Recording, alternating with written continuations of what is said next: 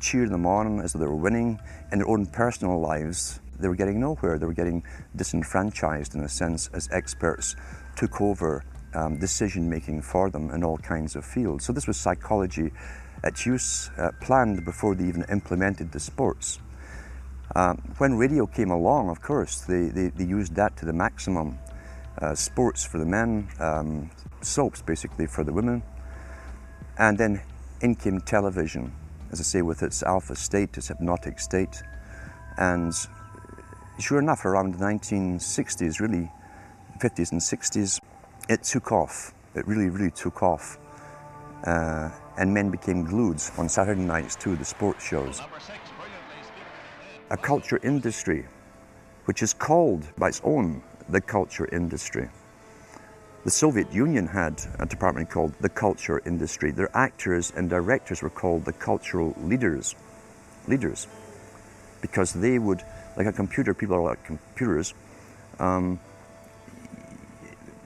you have to do is keep giving them new updates every so often, and you can change an entire country or a nation or a block of nations who are all getting the same upgrades at the same time along certain paths. Today we call it political correctness. Most people want to belong to their peer group. They want to be the same as everyone else when it comes to opinions. In fact, they judge their own personal sanity by bouncing ideas off their neighbours and friends who will answer back and agree on these same topics in kind.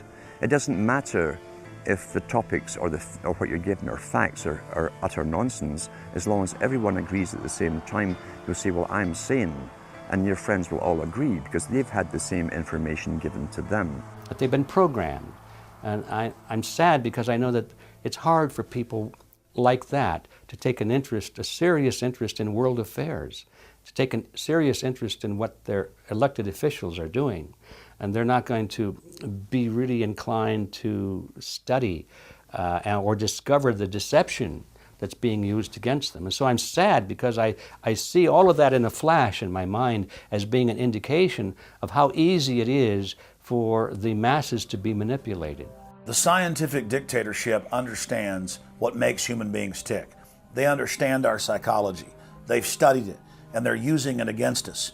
But the minute the public awakens to the fact that there is an agenda to manipulate them, and the second the public realizes that they are being conditioned and controlled, the establishment begins to lose that edge they've got over people.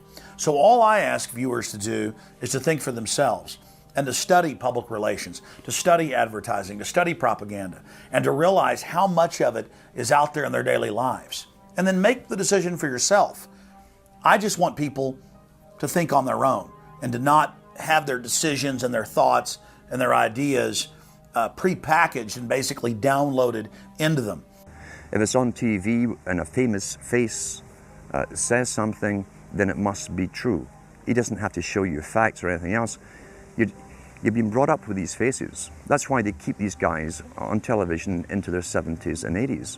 You've grown up with this father figure who's on television every night at 6 o'clock.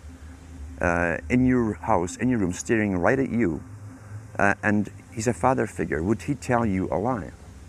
So you naturally never suspect him. And this same man will lead you through new topics. He'll introduce experts on the topics.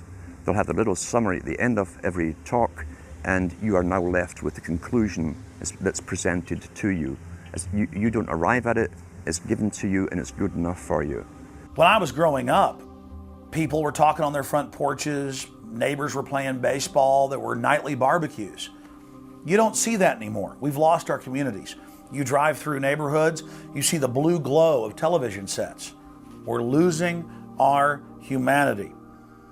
So if you want to rebel against the globalists, the social engineers, start by turning the TV off a few hours a day and actually getting to know your neighbors, getting outside that comfort zone, expanding your horizons. By coming together as communities, by getting to know our neighbors, we defeat the social engineers. We're programmed today perfectly, just like machines.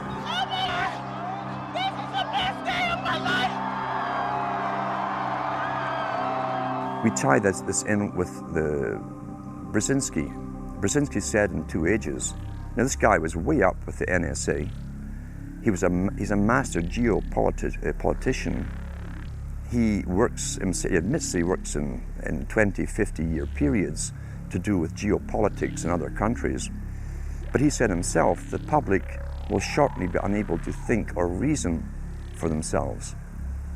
He was meaning by that the form of information that was given to them, the type, the formulas that were in use then in the 1970s. He says, eventually they'll be unable to think or reason for themselves. And eventually, he said, they will expect the media to do all their thinking and reasoning for them. Well, that's happened today. That's why people today can't think outside of the programming from television. Zbigniew Brzezinski, Obama's main foreign policy advisor, talks about how a cult of personality can be artificially manufactured to influence the masses. In the first months of my administration, to pull our economy... Oh, goodness. Sorry about that, guys. To pull our economy back from the brink, including the largest and most sweeping economic recovery plan in our nation's history. We're gullible, but we're also willingly gullible. We want a human being, a big daddy, to come along and make everything right for us. And as long as we believe that, we'll always basically get shafted. In addition to John, sorry, I just noticed that I jumped the gun here. Go ahead and move it up. I had already introduced all you guys. It's the presidential reality show. But when it became an Oprah production, it became slick. You don't have a president, you have an actor. They say that politics is show business for ugly people. You got it. What am I going to tell the president when I tell him his teleprompter is broken? What will he do then? It's Obama's role to front for the international banking syndicate and to take all the heat for their unpopular agenda. It's his job to convince the American people that the buck actually stops at the White House. In Brzezinski's book, Between Two Ages, is that eventually we shall put presidents in who will have personality cults. We shall create massive personality cults for these people through the same techniques as Hollywood has used. Obama is that man today. The globalists, who know that Obama is going to promote their plan, want to make him such a superhero that nobody will question what he's doing. They'll be so preoccupied with who he is, or where he is, or what he's saying, or what he's wearing, or something like that. The idea of making him into a celebrity is very valuable because that way people are less inclined to ask, what is he doing? So that's very useful to these people. Similar plans of social control have been continuously carried out by operatives of the Ford Foundation, who Obama has worked for over the last 30 years. Many of the strategies used to control populations were originally developed by Edward Bernays, who coined the phrase public relations. Bernays said that if you manufacture an authoritative figure who repeats the same messages over and over, that this will appeal to the masses' subconscious desires. Yes, we can. The unwashed masses will helplessly follow the leader and go along with any message they spout. Yes, we can. Yes, we can. We shall overcome. Yes, we can. We will respond with that timeless creed that sums up the spirit of a people. Yes, we can. Thank you. Today, these exact techniques are being used with devastating effect against the general population.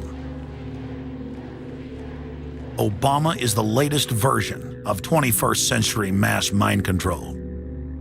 The psych warfare engineers are counting on Obama to finish the plan they began decades ago. Beyond their plans to devastate the economy for global consolidation, a new international framework of draconian law is being constructed to establish a system of neo-feudalistic serfdom. Remember, It was Bill Clinton who gave us